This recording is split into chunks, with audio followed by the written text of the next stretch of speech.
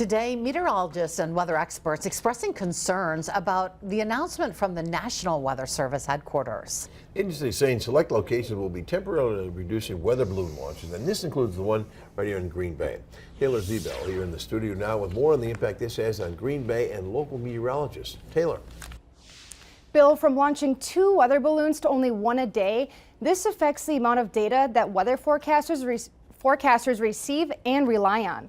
A weather balloon is a balloon, of course, but attached to it is an instrument called a radio sonde. That is then launched from a field to the stratosphere and sends back data.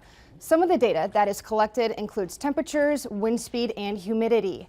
That information is then fed into weather models that give projections on the forecast in the next 12 to 140 hours.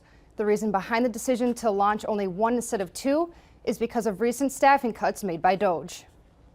We want the forecast to be accurate. We want to make sure that we're serving you, we want to make sure we're serving the public, and it can be discerning when the data that we're getting is no longer there, or we have questions on how reliable that data is.